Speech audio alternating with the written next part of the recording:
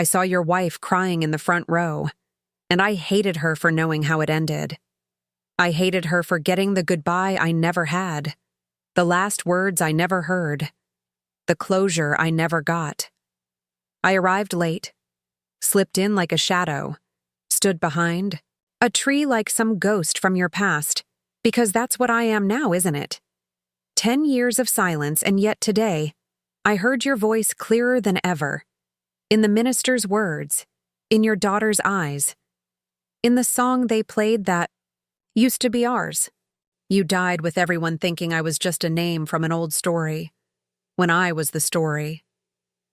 I didn't cry. I stood still. I wrote. And now I'm sending this letter into the air you no longer breathe. Have you ever mourned someone you weren't allowed to miss?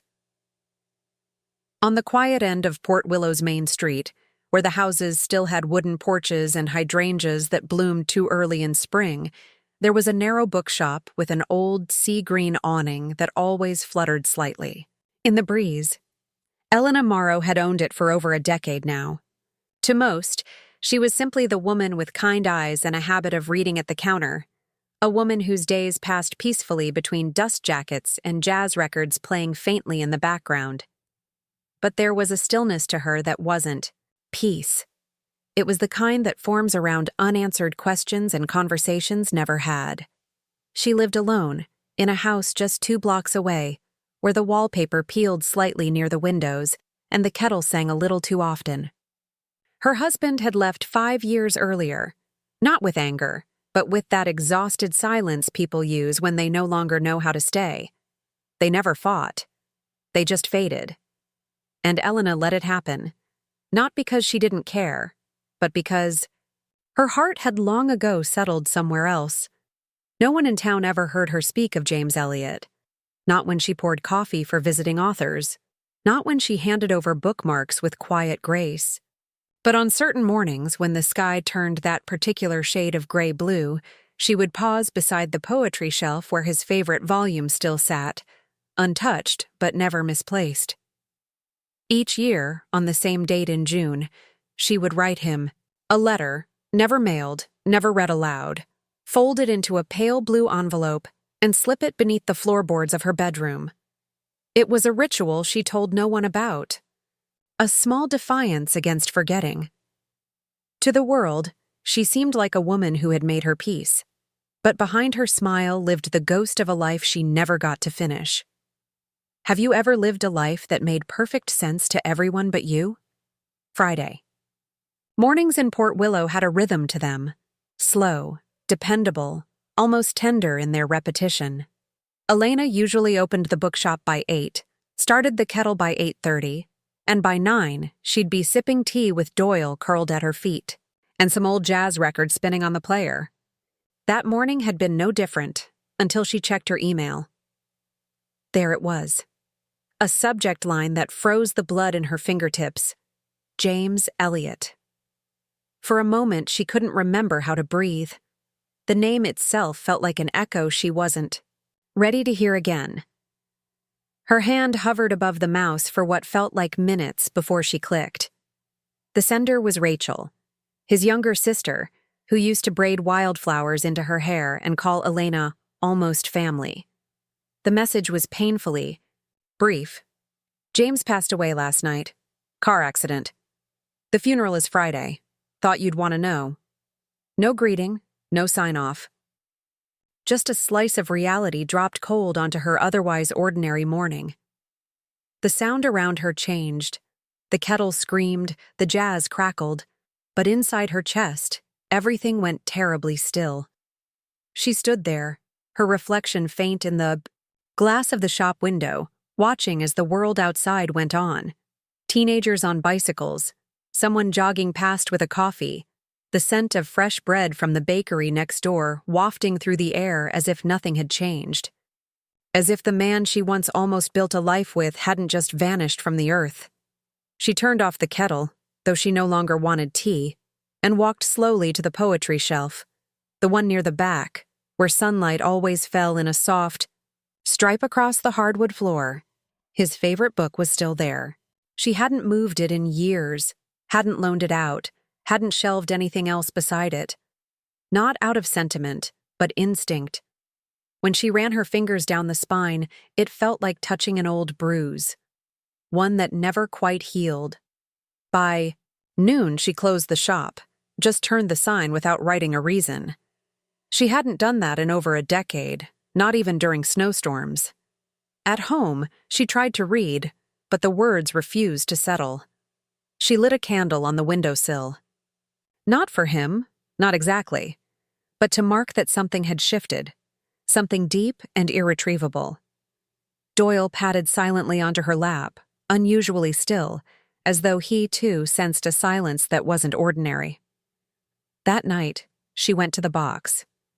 The one under the floorboard.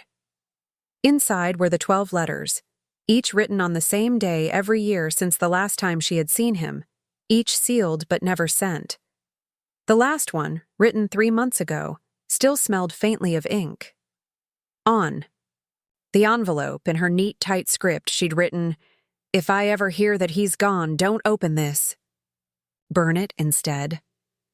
She read the line again, then put the letter back. She would not burn it. By Thursday, she'd decided, she would go, not to be seen, not to grieve alongside the people who had inherited him after her, but to be present. Just once. Just briefly. To stand beneath the old elm at the back of the cemetery, far enough not to be noticed, close enough to see his name printed in black ink on a white program. She would say nothing. She would not stay long. But she would go. Because when someone has lived inside you that long, you show up for their ending, even if they never showed up for yours. The cemetery felt colder than the forecast had warned. The kind of cold that didn't quite touch your skin but sank through your coat, your bones, your memory. Elena stood behind the tall elm tree at the edge of the gathering, just like she told herself she would, far enough to be unseen, close enough to feel everything. She spotted Rachel near the front, older now, her hair cropped short and streaked with silver.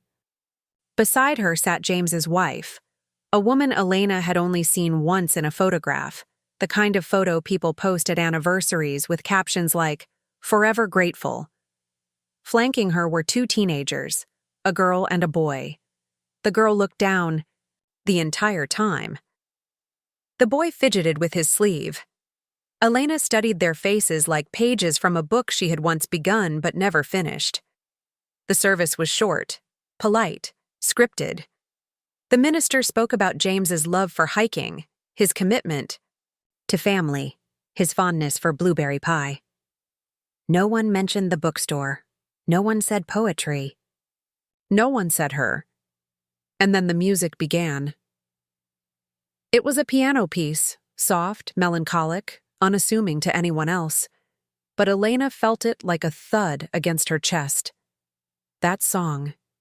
It had no name in their world, but it was their song, the one playing the night she first kissed him.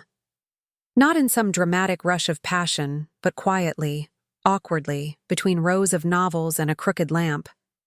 He had walked in soaked from the rain, carrying Neruda and a bag of licorice, and she had laughed, asked if he was lost, and he had said, yes, for years. That was the moment.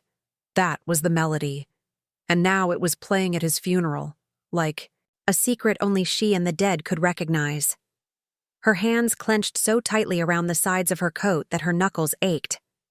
As the mourners began to rise, she turned to leave. She had seen enough. But then a soft voice behind her made her pause. "Are you Elena?" She turned slowly. The girl was about 16, with dark hair pulled back into a braid, and eyes that mirrored James's so completely that Elena's breath caught. She was slender, pale, and looked like she had questions stitched into her silence. "I'm Sophie," the girl said. "My dad. He talked about you." Elena blinked, startled. "He did?" "Not often. Just sometimes," Sophie added, as though she needed to make the admission safer. He said you had a bookshop, that you loved Neruda more than was reasonable, and that he was sorry. Elena's lips parted, but no sound came. Her heart was thudding in a rhythm she didn't recognize. There was a letter, Sophie continued. I found it, in his drawer. It had your name on it, but no stamp. I don't think he ever mailed it. I didn't read it, I promise, but I thought maybe you should have it. She reached into her coat and pulled out an envelope, worn soft at the corners. Elena recognized the handwriting instantly. Even after all this time, her name written in his script made her feel 17 again. He kept it? Elena asked, her voice smaller than she intended. Sophie nodded. He kept a lot of things he never talked about. Elena took the envelope, with hands that trembled. It was heavier than it looked. She tucked it carefully into her coat pocket, unsure whether she wanted to open it or burn it, or hold it forever without looking inside.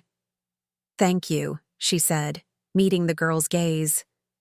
Truly, Sophie nodded. He used to play that song on Sundays, said it reminded him of something he never finished. Elena felt the tears prick her throat, sharp and undeniable.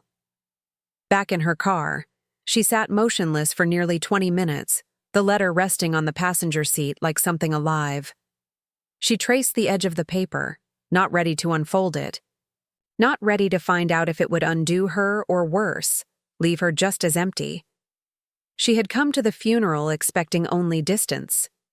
Closure, perhaps. But she hadn't expected this. She hadn't expected a letter. She hadn't expected James to still be holding her name when the world thought he had long let go.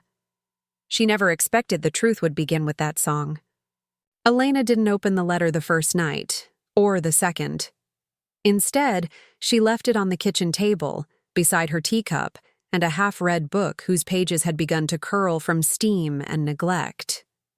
She moved it from place to place, as if trying to decide whether it belonged with the unpaid bills, the stack of unopened catalogs, or the ceramic dish where she kept paperclips and loose buttons. But nowhere seemed right. It wasn't just paper. It was something much heavier, something she didn't know how to carry yet. Each morning, she would glance at it as the light filtered through the thin kitchen curtains, casting soft lines across the table, and wonder if she was cowardly or wise for waiting. She had read hundreds of letters in her life, some full of longing, others of rage, but none that bore her name in James's handwriting, and certainly not one written after so much silence. What could he possibly have said, after all these years? What words could live inside a sealed envelope that might undo her, or worse, confirm what she already feared, that he had moved on, remembered her fondly, and filed her away like an old chapter? The bookstore, usually her sanctuary, became more difficult to inhabit. The world outside remained unchanged. Customers still browsed. The bell above the door still chimed with that familiar rattle, and the smell of aging paper still drifted from the back shelves like perfume from another era. But Elena was not the same. She moved slower, as if weighed down by the knowledge of what sat unopened just 3 blocks away. She'd find herself staring at titles and forgetting where to shelve them, leaving the same record looping on the player for hours, not noticing when the needle began to skip at the end of side B. One afternoon, she accidentally shelved a cookbook next to Neruda. When she bent to correct it, her eyes fell on the worn green spine of the exact copy James had once gifted her. 20 love poems and a song of despair. She hadn't touched it in years. She pulled it down gently, fingers trembling, and opened to the front page where he had written in that soft, slanting script of his, "For the only woman who reads poetry like it's a letter someone dared to write just for her. J." Her breath caught in her throat. She closed the book, not because she couldn't bear the words, but because they sounded too much like him, too present, too alive. That night, Elena sat in her living room without turning the lights on, just the dim glow of the street lamp slipping through the blinds. Doyle, sensing something in the air, leapt quietly onto the arm of the chair beside her. She stroked his fur without looking, her other hand resting on the armrest, fingers twitching with the memory of letters never sent and conversations never finished. By the third day, she took the letter into her bedroom and placed it beside the old tin box under the floorboards.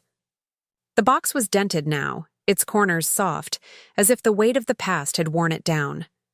Inside were 12 letters, each written on James's birthday over the last 12 years. Letters Elena had poured herself into, then sealed, never intending to send. They were her confessionals, her offerings to the void. Some were bitter, others tender. One was only 2 lines long. I hated you today, because I missed you more than I wanted to. His envelope didn't match. It wasn't aged or faded. It was new, still sharp at the edges. It didn't carry her grief. It carried his. And that was somehow harder to hold. On Friday, she finally walked into the cafe they used to haunt when their love was still being discovered in small things. Sugar packets folded twice, the way he stirred his drink 5 times clockwise before, sipping, the smudge of ink on her wrist from jotting down a poem she'd forget by evening. The place hadn't changed, the same chipped mugs, the same crooked lamp in the corner. She chose their old table by the window, as if drawn by muscle memory, and sat in the same seat she had always taken. The waitress, a young woman with bright lipstick and no sense of history, took her order without recognition. Elena didn't mind. Anonymity felt like armor. She stared out at the street, at the vinyl record store across the way, its neon sign still flickering with the same soft hum. It had been the site of their last laugh, the day James had insisted on buying a Frank Sinatra record, even though neither of them owned a working turntable at the time.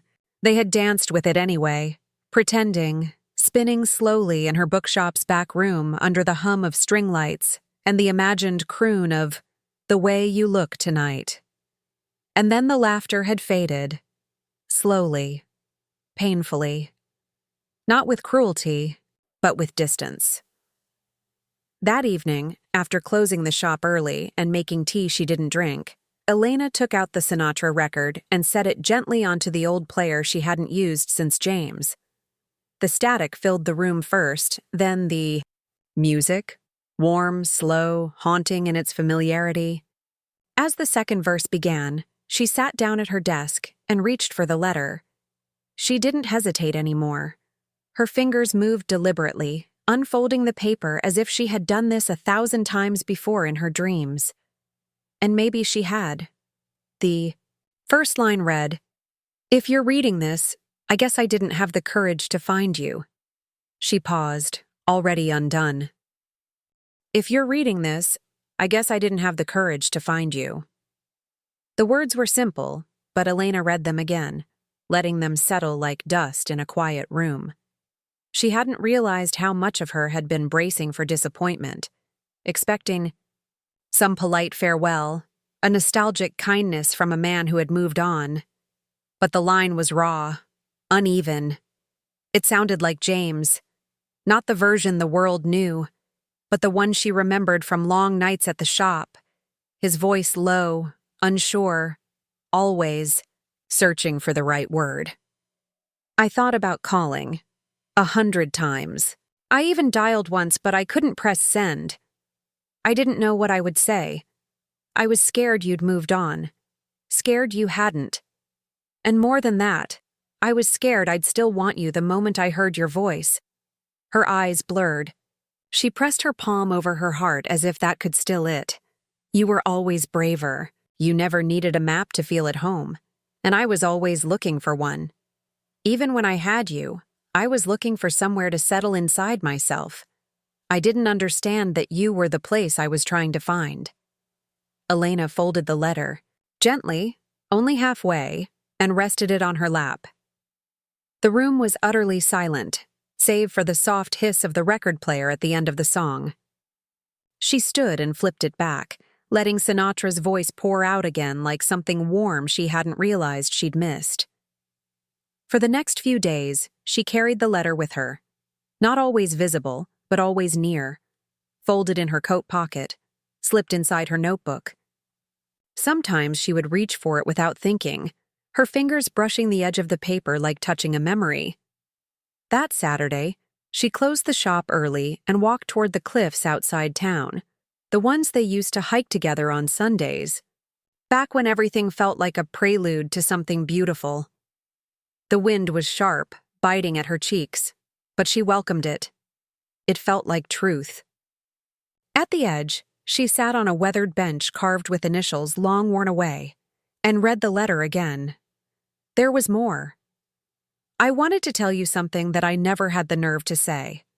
The last night we saw each other, I wasn't honest. I said I was fine. I wasn't. I was broken. You looked at me and said, "Tell me the truth." And I smiled and said, "I'm okay." But the truth was, I wanted you to ask me to stay. I wanted a reason to stop drifting, but I didn't know how to ask for that, and I didn't think I deserved it. Elena closed her eyes, and the memory crashed in, sharper now, clearer. That night, standing by her door, he had hugged her too, long, his voice too quiet. She had waited for him to say something, anything. He hadn't, and she hadn't chased him when he left. That had been the end. But now, reading his confession under the heavy sky, she felt a grief that had nothing to do with death. It was grief for a version of their lives that could have existed if just one of them had been braver. A second longer, a deeper breath. She sat there until the sky began to soften with evening light. Then she walked home, slower than usual, as if each step was anchoring her back into the world. That night, she finally told someone. She called Margot, her oldest friend, someone who had seen her through divorce, through the years of unspoken mourning, but never through James. "I got a letter," she said, her voice barely above a whisper. There was a pause on the line, a quiet kindness in the silence. "From him?" Margot asked. "Yes," Elena breathed. "He never stopped remembering." They spoke for over an hour, not about details, just feelings. And when Elena hung up, something inside her had shifted, not healed, but loosened.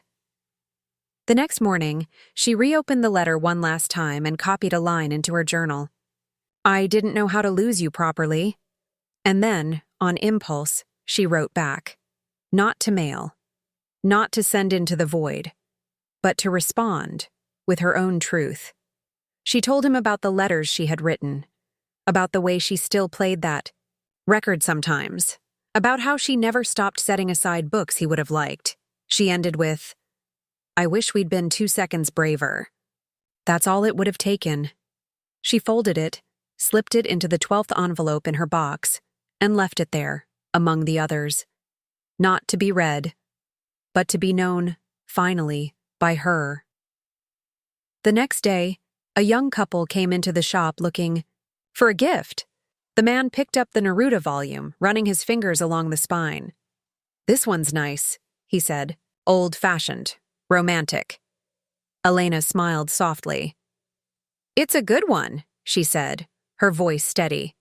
"That book saved someone once, probably more than once." After they left, she sat behind the counter, watching the sun spill over the stacks. She thought of James, of all the pages they never turned, the sentences left unfinished. But now, for the first time in years, she felt like her story could continue, not because he had returned, but because she had. The letter had lived with her for days now, tucked into the side pocket of her coat, resting beneath her pillow, lying quietly next to the teapot she never used anymore. But what James had written wasn't what haunted Elena most. What kept her, up late into the night, eyes open in the dim glow of her bedside lamp, was the space between the words, the things he hadn't said but had always meant to. She thought it would end there. That the letter, soft and aching and long overdue, was the final punctuation mark at the end of their unfinished sentence. But it wasn't. The knock on the shop door came one Thursday morning, just after she'd flipped the open sign and returned to restocking the travel section. It was early, not even 9. Customers never came this soon unless they were lost or lonely. When she saw who stood behind the glass, her breath caught. Rachel. She hadn't seen Rachel since the day of the funeral, when she had passed like a ghost, in the periphery of Elena's vision. But now she was here, older, smaller than Elena remembered, wrapped in a thick brown coat, her lips pursed in that way people carry when they've been holding something in for far too long. "Hi, Rachel," said, voice thin and stretched. "I hope I'm not intruding. I wanted to bring you something." Elena nodded slowly and stepped aside, letting her in. She didn't offer tea, didn't pretend this was anything casual. Rachel pulled a leather-bound notebook from her bag. It was worn, the spine cracked in 3 places, the corners soft as cloth. She didn't hand it over immediately. Instead, she held it for a moment, staring at it like it could still bite. "I found this in James's drawer. After he died.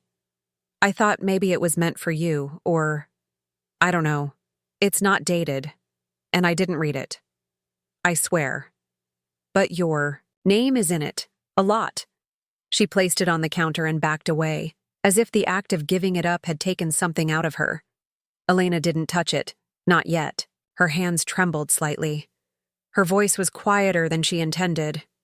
"Thank you," she said, "for trusting me with it." Rachel nodded once, then turned. The bell chimed softly behind her, and she was gone. It took Elena nearly an hour to gather the courage to open the notebook.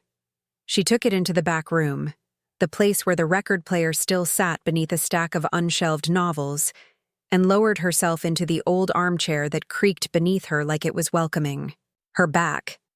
The first page was blank. But on the second, written in James's familiar hand, smudged in places, rushed in others, was a single line. "If I had another lifetime, I'd waste it all trying to find her again." Elena inhaled, deep and shaky. Her fingers hovered above the paper for a long time before she turned the page. What followed wasn't a journal. It wasn't even a series of letters. It was more like fragments, a map of memory. Thoughts scribbled in the margins of regret. "I walked past her shop today, didn't go in. She looked busy. Or maybe I just imagined that so I'd have an excuse? Some people have photographs. I have the way she said my name when she was tired. I married someone good, but I never stopped looking over my shoulder. That's not fair." "I know, but it's true." Each sentence felt like a pinprick, not because of what he wrote, but because of what he remembered. He remembered everything. The smell of her coat in winter. The way she hummed under her breath when she reorganized books.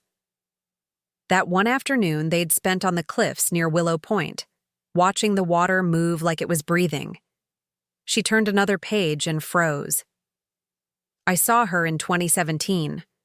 She was outside the shop fumbling with her keys, muttering to herself. Her hair was shorter. She looked tired. Still beautiful. I almost crossed the street. Almost said her name. But I didn't. I didn't want to find out she was fine without me." Elena felt her heartbeat slow, then race. She remembered that day. It had snowed. Her hands had been cold. She had been late opening the shop because Doyle had thrown up on the rug again and she hadn't slept well. She had cursed herself for not wearing gloves. But she'd also paused, just briefly, because she thought, just for a second, that someone had been watching her. It had been him. She turned the page, her hands suddenly unsteady. "She asked me once if I was okay. And I said yes. That was the biggest lie I ever told." A breath escaped her lips, soft and uneven. She hadn't cried since the funeral. But this was something else. Not grief, not nostalgia, something sharper, something like clarity. He had loved her. All that time. Quietly, Cowardly, maybe, but deeply, in his own flawed, frightened way, and he had been near. So near. While she had stood inside the bookstore, sipping tea, filing invoices, writing letters she never meant to send, he had been across the street, holding her name in his chest like it still meant something. She closed the journal, pressing it against, her heart like she could fold it back inside her body, like maybe the years could reverse themselves if she just held it tightly enough. Outside, snow had started to fall, thin, delicate flakes that melted as they landed. Elena stayed in the back room for a long while, not moving, not thinking, letting the quiet wash over her like a tide she didn't want to fight. When she finally rose, she did so slowly, as if afraid of startling the stillness. She returned to the counter and placed the notebook next to the cash register. Then she reached beneath it, pulling out a worn piece of paper she had tucked there long ago. Her own letter. The one she had never mailed. She unfolded it now with reverence. The ink had faded slightly, but the words were still clear. If you ever come back, please knock. Even once. I won't ask why you left. I'll just be glad you did. That night, Elena didn't close the bookshop at 6 like she always did. She left the lights on, the windows glowing with a golden hush that made the little store look like something suspended in time. Outside, the town began to darken, the streetlights humming to life. But inside, everything felt still, as if the room itself was holding its breath. She didn't turn on music, didn't make tea. She just sat behind the counter, staring at the cassette tape she'd placed there hours earlier, unlabeled, forgotten, found at the bottom of the old tin box, beneath things she thought she had buried for good. Receipts, handwritten poems, the ribbon from the book James gave her, a Polaroid of a sunset neither of them appeared in, because one of them had always been behind the camera. She stared at the tape so long that it felt like it was staring back, and then, gently, she picked it up and walked to the back room. The old cassette player sat where she'd last left it, a thin layer of dust on its buttons. She didn't bother cleaning it. She just slid the tape in, pressed the play button, and stepped back. There was static first, a long pause, then a faint intake of breath. Elena, James said. His voice was older than she remembered, lower, less sure of itself. She closed her eyes, the sound of his name on his lips unraveling something inside her. I don't know if this will ever reach you, he said. Maybe I made this just for myself, but I needed to say your name out loud again. Not because I expect anything, but because you were my beginning. And I never said that. Not really. She stood frozen, the room pressing in, her breath shallow. I've written you so many letters in my head, some angry, some hopeful, all of them unfinished, just like us. She felt a prick of heat behind her eyes, the ache of something trying to break loose. I thought leaving was the kindest thing. You were always so sure of yourself, so rooted. I didn't want to ruin that. I thought, maybe if I disappeared quietly, you'd get on with your life. And maybe I'd get over you. He paused, the silence stretching, thick with everything they hadn't said. I didn't. Not really. I got married. I had kids. And I love them. But that's the thing, Elena. Love doesn't cancel out other love. You were the first place I ever felt seen, and I never stopped carrying that. She sank slowly into the old armchair in the corner of the room, the one where he'd once traced a poem along the curve of her spine. Her hand was pressed to her mouth now, to stop whatever sound threatened to escape. I should have told you I loved you, he said, quieter now. I should have said it when it mattered. A sigh, or maybe a breath he hadn't meant to record. I used to stand across from your shop, especially in the fall. I'd look through the window and wonder if you'd recognize me. If you'd still smile the way you used to. I was too much of a coward to find out. Elena blinked, and the tears came. Not dramatic, not cinematic. just a steady stream that made everything blur. "If there's one thing I want you to know," he said, voice almost cracking, "it's this. You were never almost to me. You were always, even when I didn't deserve to say it." Then came the click of the tape ending. No goodbye, just silence. She didn't move for a long time. She sat there in the darkening room, the hum of the town beyond the walls like the faint memory of something she couldn't name. When she finally stood, the sky outside had gone indigo. She turned off the lights, locked the front door, and walked home without speaking to anyone. At home, she didn't turn on any lamps. She let the dusk spill through the windows and fill the rooms with shadows. She placed the tape on her kitchen table and sat beside it, lit a single candle, and stared at the flame until her vision blurred again. It wasn't that she hadn't known he loved her. Some part of her always had. But hearing it now, after, all these years after all the quiet, was something else entirely. It wasn't closure. It was confirmation of everything they had never said, everything they'd lost, not because they stopped loving, but because they stopped speaking. She stood suddenly, opened the cabinet where she kept old stationery, and took out a sheet of cream-colored paper. She sat down and began to write. Not a reply, not really. Just a way to let her hands do what her heart had been holding back. She wrote, "I never stopped waiting for you to come back, even when I stopped admitting it. Then, I wish I had chased you. Just once. Then finally, you weren't almost either."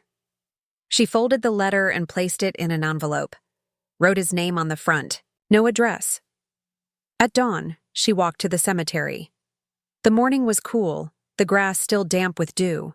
She found his grave, simple and small. She knelt and placed the envelope beneath a flat stone near the base.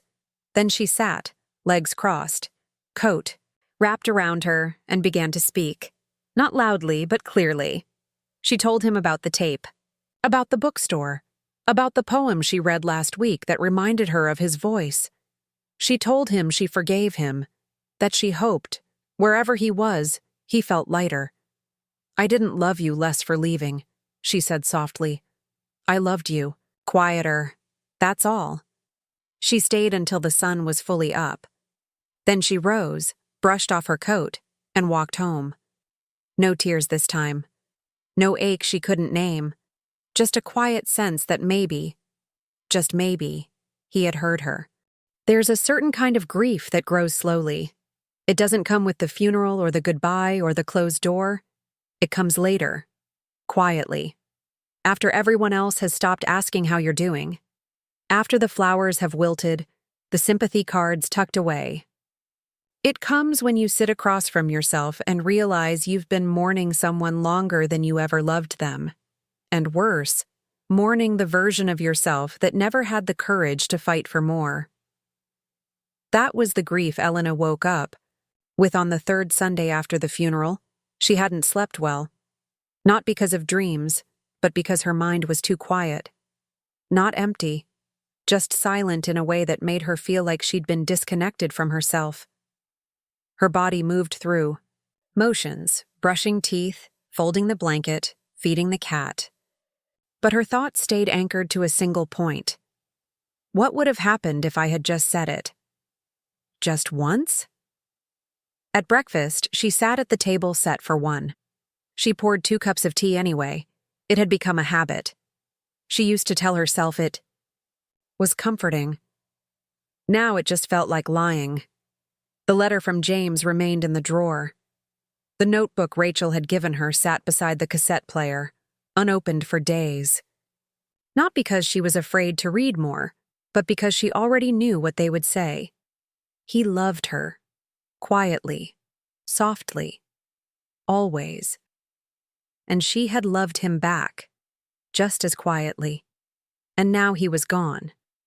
But the Bekeach wasn't that they had lost each other. The Bekeach was that they had never dared to have each other to begin with. That afternoon, she took a walk through town. She passed the coffee shop where they once had their last almost conversation, a Tuesday in June. James had stopped in unexpectedly. They had sat for 20 minutes, talking about nothing, weather, books, whether the bakery had changed flour. And then he'd looked at her, just for a second too long, as if something was building in his throat. She remembered it clearly. She had looked away first. When she looked back, the moment had passed. Later that night, she had written in her journal, "He almost said something, and I let him stop." That memory haunted her now, not for what was said, but for what wasn't. When she returned home, the apartment felt colder than usual.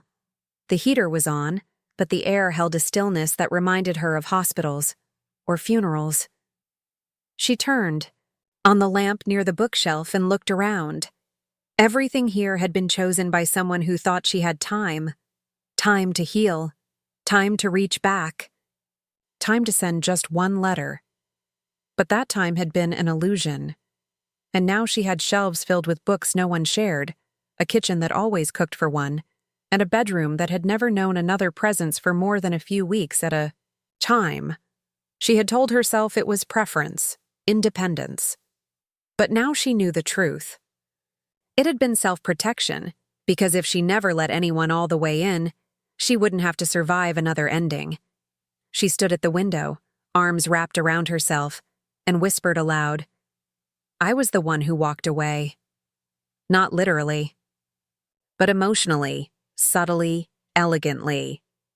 She had taught herself to shrink in love, to take up less space, to never ask too much, to let people drift without calling them back.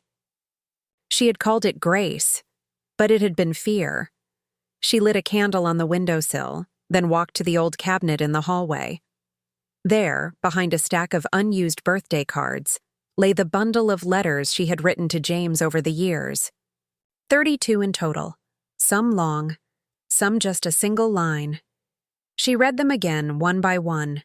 The letter from 2012 said, "I waited for you today, again. I don't even know what I wanted you to say." The one from 2016. "Your daughter must be 5. Now, I hope she has your eyes. I hope she never learns to hide her feelings like I did." And 2020, the loneliest year.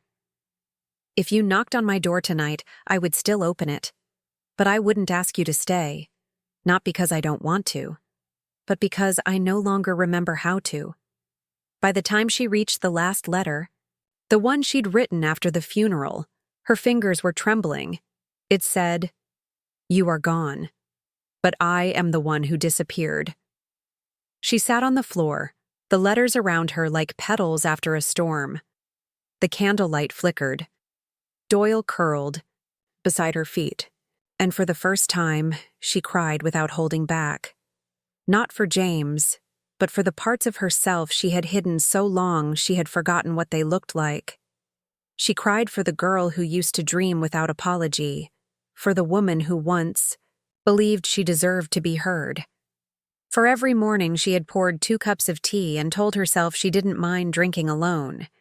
She wept not out of regret, but out of recognition.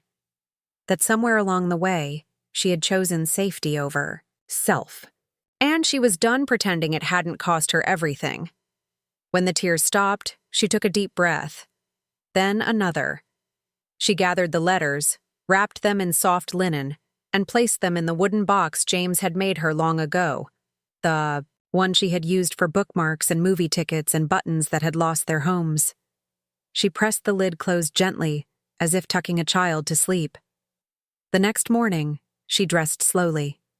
She chose her softest sweater, red lipstick, the earrings she hadn't worn since 2014. She opened the shop on time, and on the glass of the front door, beneath the hours of operation, she had written a new note in ink. "Don't wait forever to say the thing you'll regret holding." She watched as passers-by paused, read, moved on. She didn't need them to understand. She just needed to be someone who had finally spoken. The morning after she posted the message on her door, "Don't wait forever to say the thing you'll regret holding," something changed. Not in the world, not in the town. Port Willow still woke slowly. The bakery opened at 8. The school bell rang at 9. The fog lingered over the hills just long enough to blur the edges of the trees before sunlight burned it off. But something in Elena had shifted. She felt it as she arranged the front table. As she made tea, just one cup this time. As she lit a candle, not for memory, but for presence. Hers. The letter display stayed in the window. Some read it, some didn't. One teenage girl came back twice in one day just to copy the last line into her notebook. Elena watched her and smiled. Around noon, the bell above the shop door rang. It was Sophie. She hadn't seen James's daughter since the funeral. The girl looked older now, not in years, but in awareness. Her coat was too big, her hair messy. From the wind, but she walked with the quiet certainty of someone who had been changed by something too big to name. "I hope it's okay," Sophie said, holding up a brown envelope. "I found something in his old coat pocket. I think it's meant for you." Elena's hands went cold. She didn't speak, just nodded. Sophie placed the envelope on the counter. "I didn't open it, but there's a date from last year. I think he was trying, in his own way." Then, as if sensing Elena needed to be alone, Sophie gave a quiet smile and slipped out. Elena waited until the shop emptied. Then, heart. Trembling, she turned the envelope over. Her name was written in James's handwriting, slightly messier than before. No stamp, no return address. Just her name and a date. October 14th. Her birthday. She sat at the reading nook by the window, knees tucked beneath her, and opened the letter slowly. The first line stopped her breath. "I don't know if this will reach you, but I wanted to try again. I've always been bad at showing up at the right time." She blinked, the paper trembling, slightly in her hands. "Today is your birthday." I remembered. I always do. I walked past the shop twice before walking in, but I chickened out. You looked busy. Or peaceful. Or both. And I didn't want to interrupt your life if you were okay without me. She gasped. He had come, just months before the accident, just outside the door. She had been in the shop that day. She remembered the weather, the way the sunlight made everything look golden. She had baked lemon scones that morning and brought them in to share, though no one had come. She had eaten 2 alone and watched the wind sweep leaves across the street. She remembered glancing out once and seeing a man turn a corner. She had thought nothing of it, but it had been him.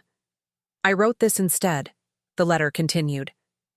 "In case I don't get the nerve to come back again. I just wanted to say, I'm sorry I didn't try sooner. And I hope that if you ever do read this, you'll know. I never stopped thinking of you as the place I should have stayed." There was a smudge at the bottom, ink blurred by water, or a tear. "Happy birthday, Elena. I hope you still write. I hope you still dance when no one's watching. And I hope you don't feel alone when you read this, because you never really were." She folded the letter slowly, gently, like it was something breakable. And maybe it was. Because this changed everything. She hadn't been forgotten. He had come back, even if only for a moment, even if fear had stopped him at the door. He had chosen to try one last time, and she had been right there, just behind the glass. The knowledge was almost unbearable, because it meant they had almost gotten it right. Almost again. But this time, it wasn't bitter. It wasn't cruel. It was kind.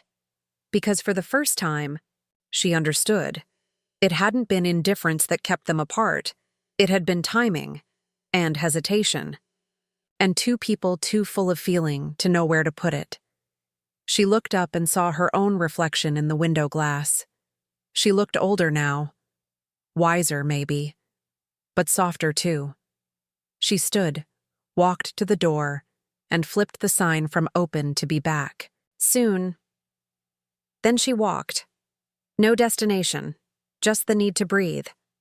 At the end of the street by the library steps, she paused, and then she did something she hadn't done in years.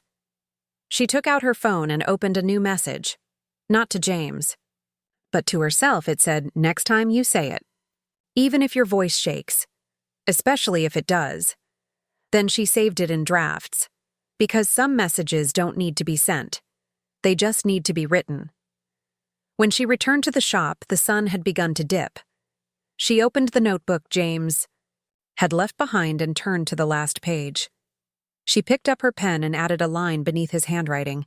"You found me. I just didn't know how to answer."